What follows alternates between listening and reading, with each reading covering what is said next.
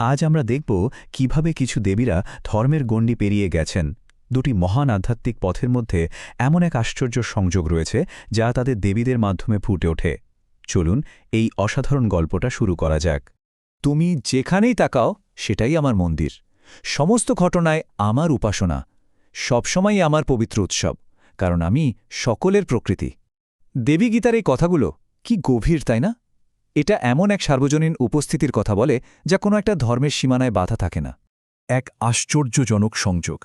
অনেকেই ভাবেন তান্ত্রিক বৌদ্ধ ধর্ম এবং হিন্দু ধর্ম এই দুটো পদ সম্পূর্ণ ভিন্ন, কিন্তু সত্যিটা হল এদের মধ্যে মিলটা আমরা যতটা ভাবি তার চেয়ে অনেক বেশি গভীর।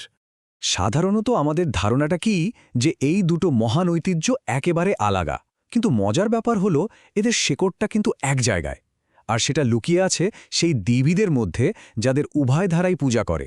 আজকের এই বিশ্লেষণের মূল ভিত্তি এটা। তারা সাঝা দেবী। এই দুই ধর্মের মধ্যে আদান প্রদানের সবচেয়ে স্পষ্ট এবং শক্তিশালী যোগসূত্র হলেন দেবী তারা। চলুন দেখি কিভাবে তিনি এই সংযোগটা তৈরি করেছেন। তারা এই নামটা এসেছে সংস্কৃত ত্রিধাতু থেকে, যার মানে হল উদ্ধার করা। সোজা কথায়, যিনি সংসার বা দুঃখের সাগর থেকে সমস্ত জীবকে উদ্ধার করেন তিনিই তারা। নামটার মধ্যেই তার কাজের পরিচয়, তাই না? এখানে তো আসল ব্যাপারটা দেখুন, দুই ঐতিহ্যেই তার ভূমিকাটা কিন্তু প্রায় একই। বৌদ্ধ ধর্মে তিনি হলেন একজন বোধিসত্ত্ব, মানে যিনি প্রতিজ্ঞা করেছেন সব জীবকে সাহায্য করার, আর হিন্দু ধর্মে তিনি দিব্য জননী, জগতের সৃষ্টিকর্তা, পালনকর্তা এবং সংহারকারী। বলা যায় মা দুর্গারই এক রূপ। শুধু ভূমিকা নয়, তাদের মূর্তিত্বত্ব মিলটা কিন্তু অবাক করার মতো। দেখুন একবার, দুজনেকেই প্রায়শই একই আসনে বসে থাকতে দেখা যায়, দুজনেরই ডানপা নিচে ঝোলানো, দুপাশে দুটো পদ্ম, এমনকি হাতের মুদ্রাও প্রায় একই রকম। এই সাদৃশ্যগুলো কিন্তু একটা সাধারণ উৎসের দিকেই ইঙ্গিত করে। উগ্ররূপ, অভিন্ন উৎস। কিন্তু গল্পটা শুধু তারাকে নিয়েই শেষ নয়, বরং এর পরে যে সংযোগটার কথা বলবো সেটা আরও অনেক বেশি নাটকীয় আর রোমাঞ্চকর। তন্ত্রের জগতে এমন একজন দেবী আছেন যিনি আরও ভয়ঙ্কর, আরও রহস্যময়, আর তার মাধ্যমেই এই দুই ধর্মের যোগসূত্রটা আরও পোক্ত হয়।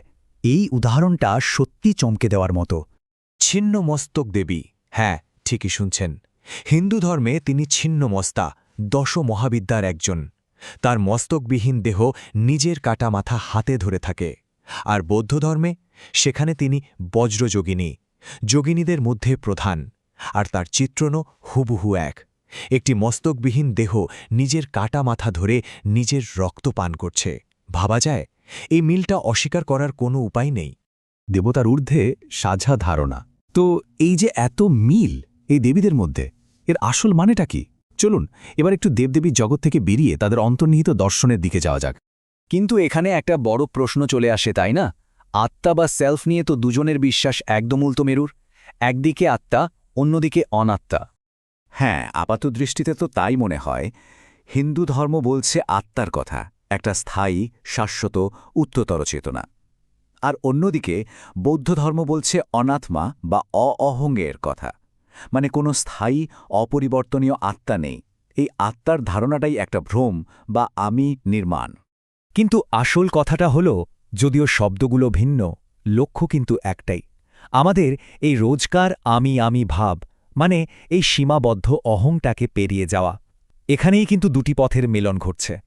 এমনকি ভগবদ্গীতার এই শ্লোকটা দেখুন, যে জ্ঞানী ব্যক্তি সমস্ত কামনা ত্যাগ করে, আকাঙ্ক্ষামুক্ত জীবনযাপন করেন, যার মধ্যে অহংকার, নিরহংকার বা মমত্ববোধ নির্মম নেই, তিনি শান্তি লাভ করেন।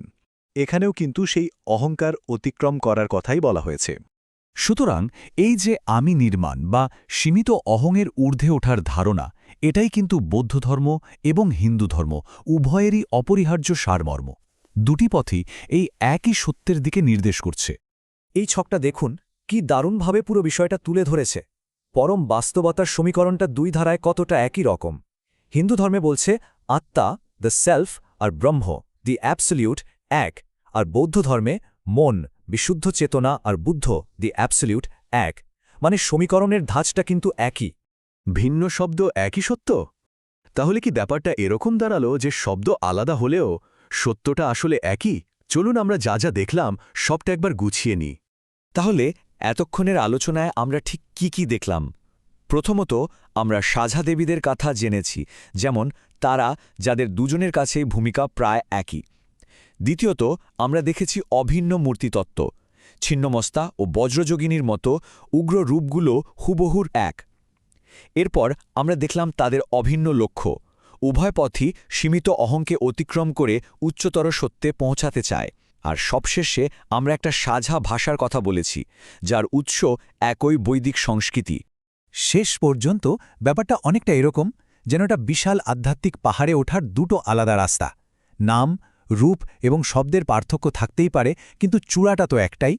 এখন প্রশ্ন হল, গন্তব্য যদি সত্যিই এক হয়, তবে তা সত্যের আসল স্বরূপটা সম্পর্কে ঠিক কি বলে? এটা নিয়ে ভাবার অবকাশ রইল।